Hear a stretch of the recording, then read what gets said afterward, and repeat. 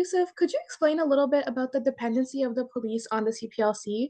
Um, you've mentioned that you've been, following through with the kidnappings, you've been training them.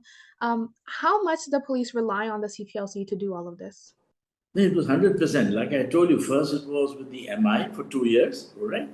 And the military intelligence. And then from 92 onwards, one of the SSPs, who's Dost Ali Baloch, who's the DIG now, and also is with that Daniel Pearl case, okay. DAB, they call him, all right? Uh, he was associated with us. So he represents the police, we represent the citizen, right? So it was Mhm. any help required from this side or that side, it was mutually arranged. So that was the arrangement made. So, and as far as kidnapping were concerned, we were given some good teams of the police for raids and all that. And and that's how we worked. So my question is, as a follow-up then, if the only sort of the mechanism to make the police efficient was this third body of the CPLC, why doesn't Pakistan implement a similar, uh, you know, similar system everywhere, not just in Karachi, but in Lahore, whereby the police would become more efficient and less politicized? But the political parties don't want it. This was the vision of Benazir and Mr. Fakhruddin, Justice Fakhruddin G. Ibrahim, that it was installed here. Okay. Sindh still has a better culture than other places. No police officer wants intervention in an oversight body. Yes, it was formed in Lahore, in Punjab. It was formed also in Faisalabad, but they didn't go to that level we went. Okay. I don't know why, but I think it depends on one also, themselves also. I mean, this was to catch kidnappers was not entrusted on us. Okay. It became a need for us. Okay. At that time, slowly, we got addicted to it. And we developed strength and technology, because CPLC, like I said, it's very important for you to know that when it was at the precincts level, there were only 4 precincts. Okay. So there were 6 members from each precinct, that area, right? There was 24. This was finished in 1990, March, and moved to the governor house, okay, while it went to all the districts.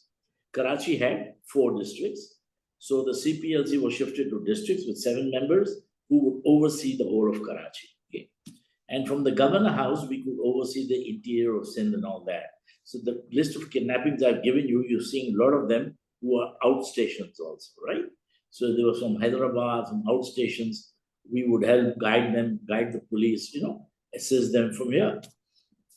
That's how it worked. And all of them were businessmen, mind you, making them do such a difficult task at the risk of their lives. And we had lady members in each district also, okay, for any cases, they may be of rape or violence or domestic violence or, domestic servants issues. So we had very nice lady members who were themselves also very bold, okay, and they would be assisting us all the time. So there was no problem with that also. I think what is important is to talk about Faisalabad and Lahore experience, because one thing I have learned from Jameel Saab is that political ownership is very important, statutory role is important, but one thing very important is the leadership from within the business community. They make the difference. How passionate they are, how much they want to learn, how innovative and creative they are, and how much they put their skin in the game. I think that plays a very important role. So could you just tell us that how things could have done differently to get more traction in Lahore and Faisalabad? You see, Fayaz, you put it up perfectly the way it should be. Okay. And you saved me all this to explain to you. I just add on from there, all right? Okay. Let me tell you, when this was made in Lahore, the head of CPLC was a retired judge. So the first thing I told the governor, this was your first mistake. Okay. A high court judge. A judge goes by protocols. Judge goes with all the fancy ifs and buts and do's and don'ts. Okay, we didn't do that. We were very humble. We didn't feel, helping out or taking out a hand, putting in our own money. A judge is not going to put his money. I'm sure whatever he Yeah. has earned, he would not want to share it, right? We could do it with that money. Okay. Can you imagine the Lahore CPLC did not function for the first 8 months? And why? Because the judge demanded that the CPLC will be housed in his house. Okay. So his house should be notified as the CPLC office. But as far as our case was concerned, there was not such anything like this. Okay. Yeah. That we made any demands. Okay. I mean, it could have been the same replicated in the governor's house. Because when I went, Benazir told me to give a presentation to the governor of Punjab to open up a CPLC. Okay. So when I gave him, actually, Najam Sethi's brother was also kidnapped, so we were there at that time. Okay. So there were two things going on. My presentation to the chief secretary and all those, the entire bureaucrats. And the governor commented, Jameel Saab, the Sindh governor has got a very large premises, okay, and buildings. So you got an office there, but I don't have. And can you imagine the Punjab governor house is double the size of the Sindh governor house? Okay, one. Yeah. So I told him, Governor Saab, you'll be doing two favors. The gardener will pray for you if you make a building and give him less grass to cut for 2,000 square yards. Okay.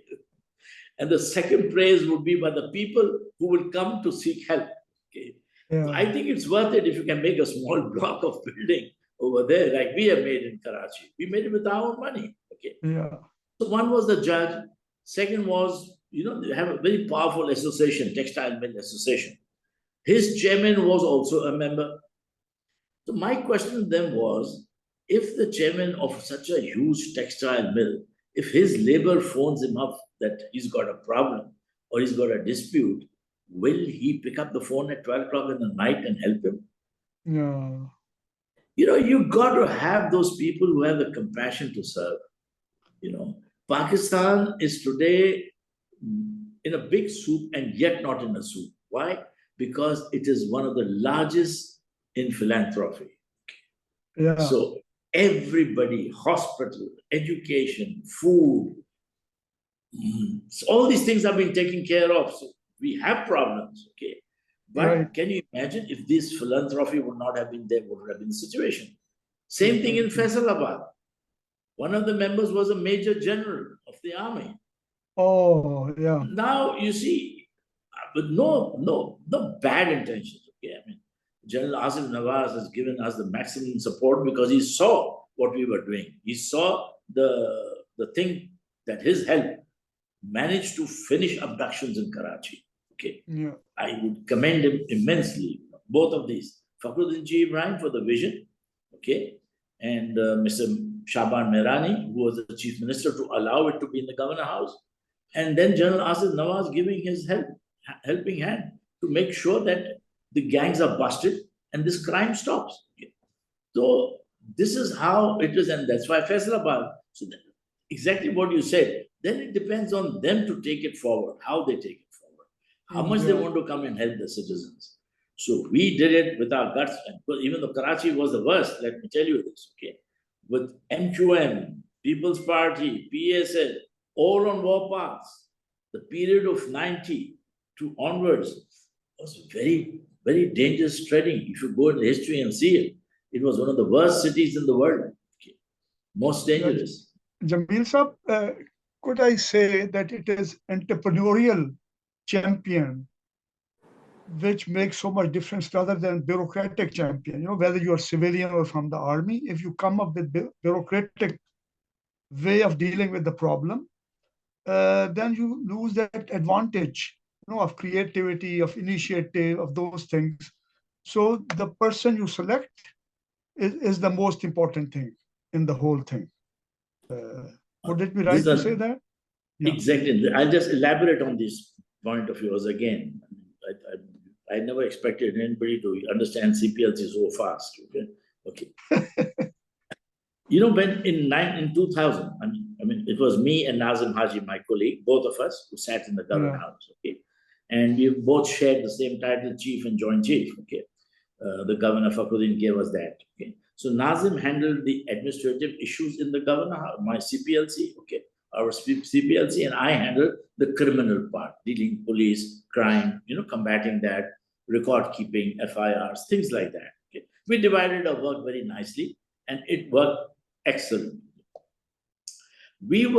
The laws were amended and we were given magisterial powers. These were the British days, magisterial powers and JP powers, justice of peace.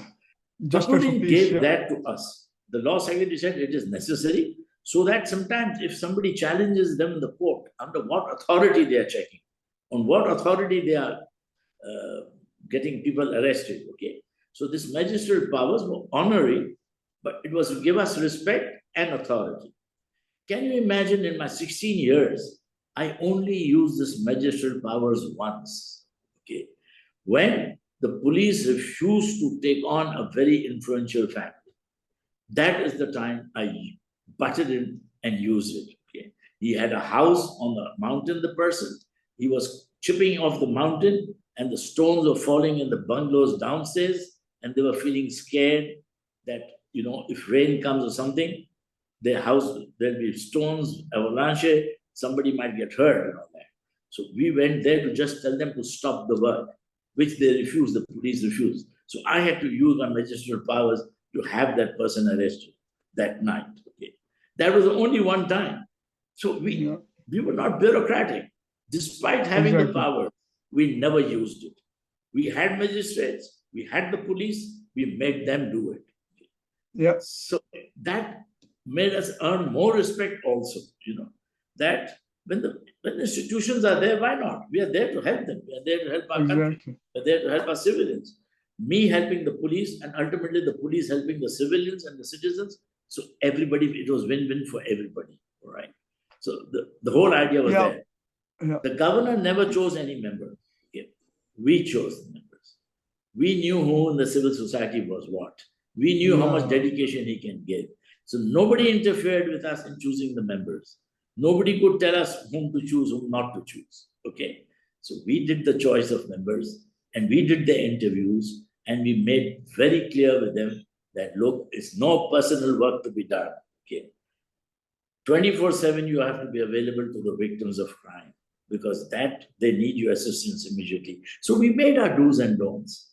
And I'm happy, that a whole team of, nothing less than 35, 40 people, you must have heard of Adarsh Kawaji. He was also a member in Clifton Police Station. Okay? Oh, okay. Mohsen Tayyab Ali, one of the leading lawyers, he was a member of Clifton Police Station, all right? Yeah.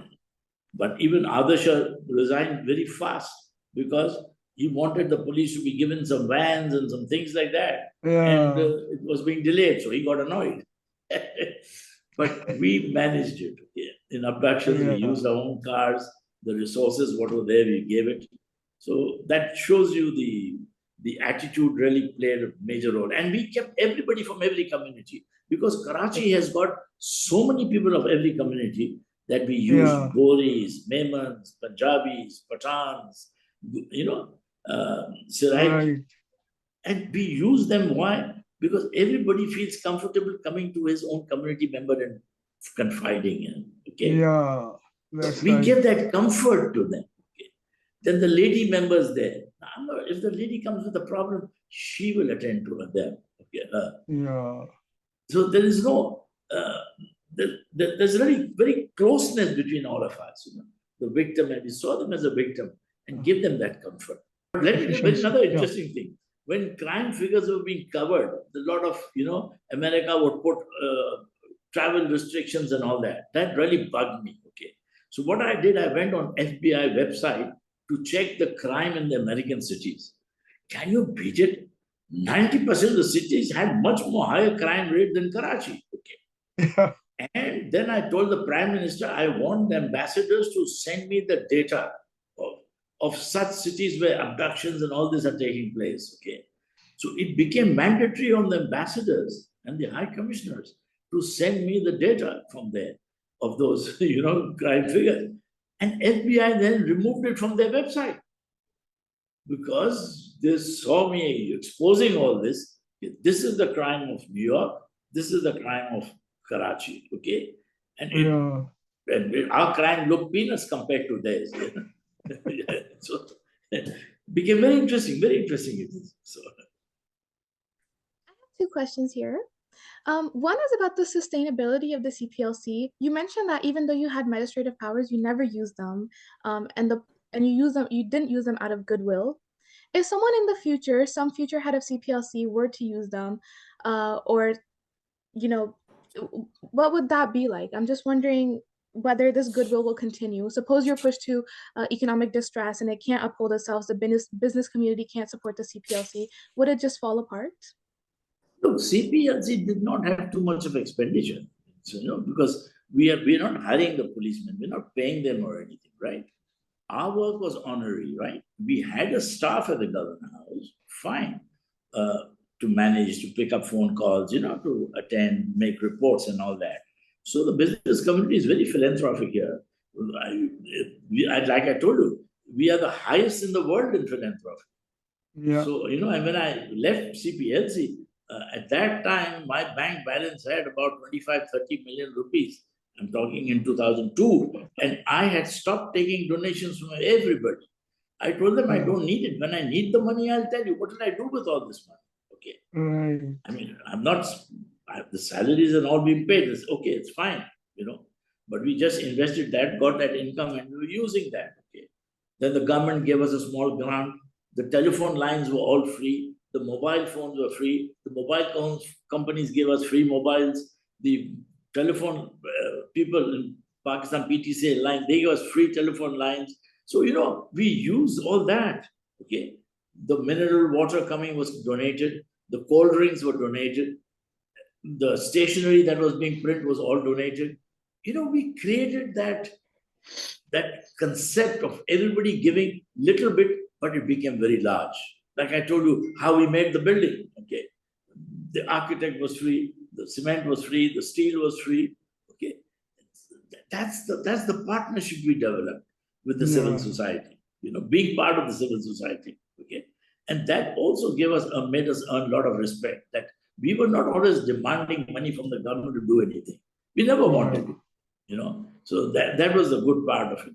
Look, like we are running the Pana, I'm also managing the Pana shelter home. It was made for victims of societal violence, women issues. When I was there, I moved the thing that let's do it in Darul Aman. Now, since you want to encourage other civil society, everywhere in Pakistan, every city has got a government Darul Aman, but they can't run it. They don't give it Yeah. the funds, they don't give it the money, they don't take care of the women. We are running so I didn't invest on cement and steel. We hated that. Okay. We told the government, you give us the Darul Aman, we'll run it as a joint public-private Okay. partnership. Okay. They were more than happy. We said, we don't want any money. We will generate the money ourselves. Okay. And Alhamdulillah, we've got the women over there. We give them legal aid. We take them. The judges come and hear their stories. And the cases are decided in 3 to 4 months, where normally the cases take years. These women's Yeah. cases are decided so fast, and it has helped them immensely. And whatever time they're staying with us, we train them paper bag making, stitching, you see, hairdressing salon. We have a salon inside, training them how to do that.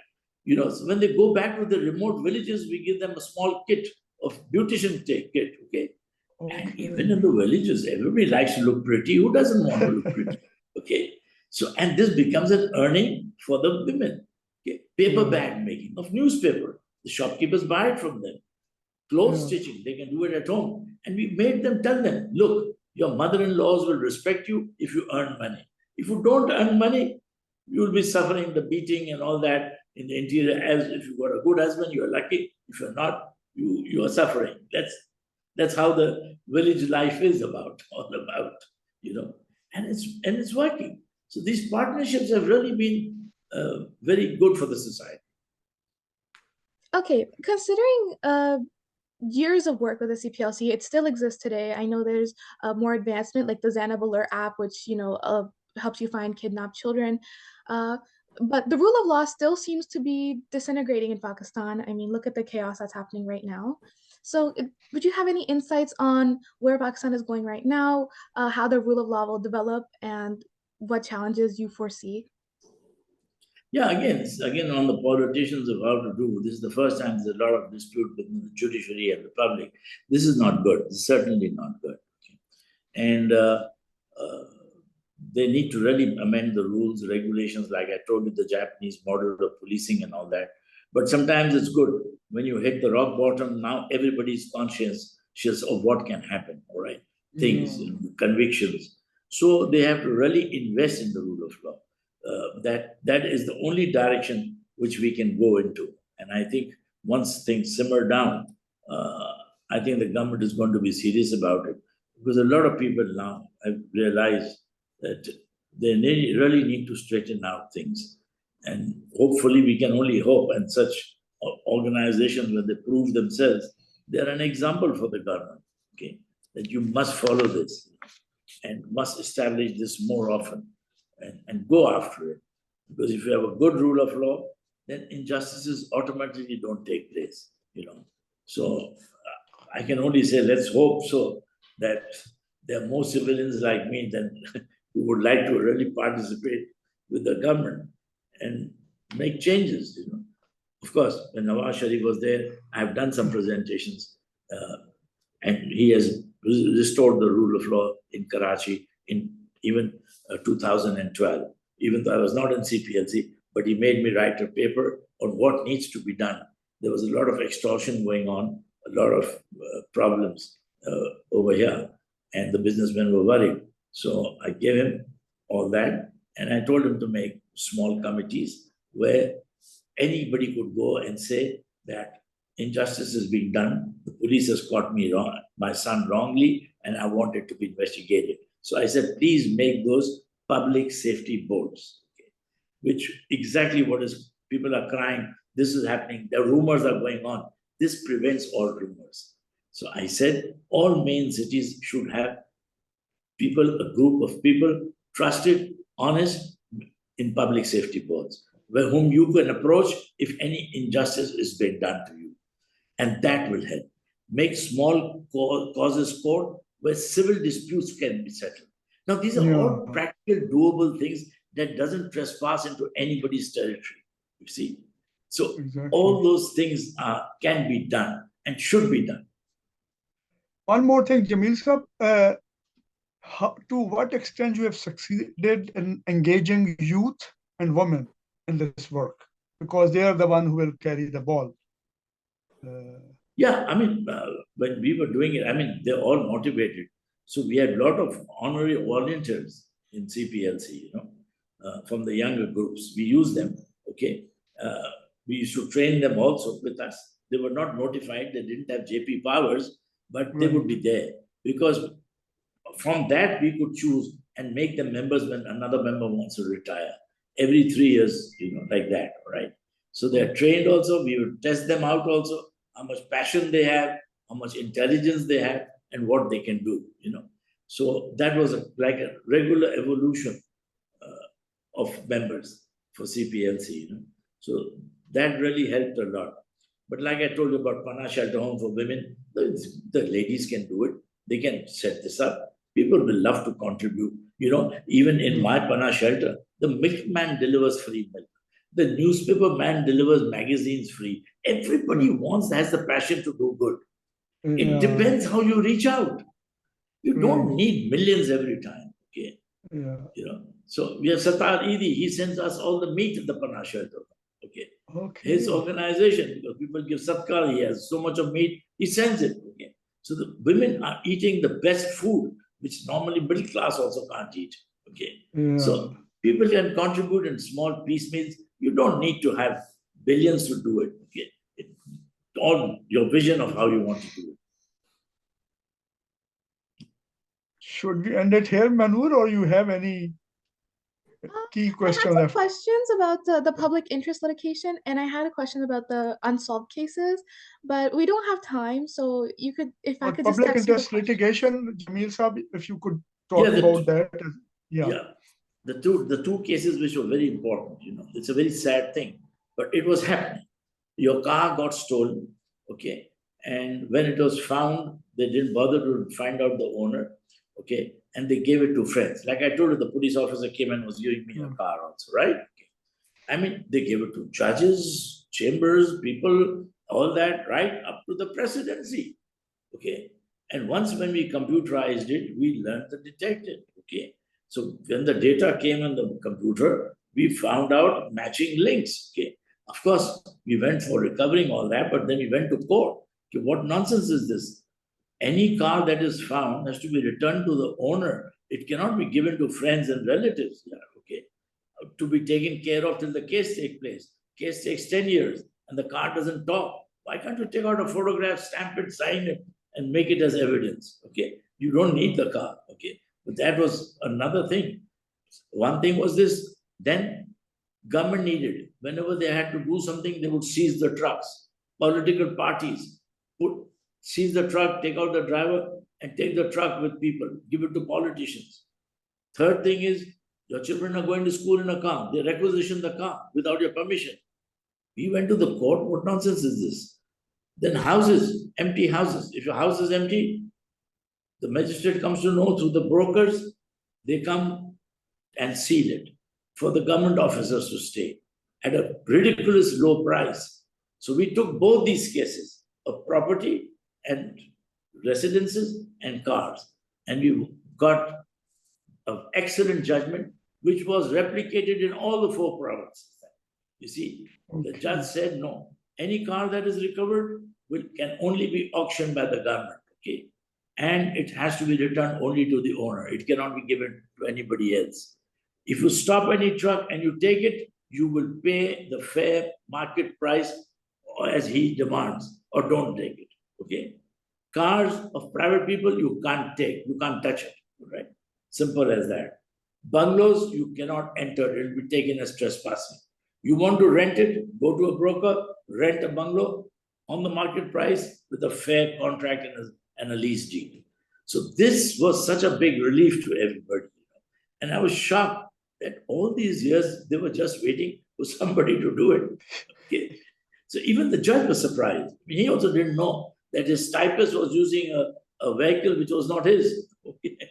And it was somebody else's, Then they did fake auctions. Things don't enter. When there's corruption or bad inside intentions, they find the way out. Can you imagine? Yeah. They used to sell the cars, showing it as public auction, which was fake.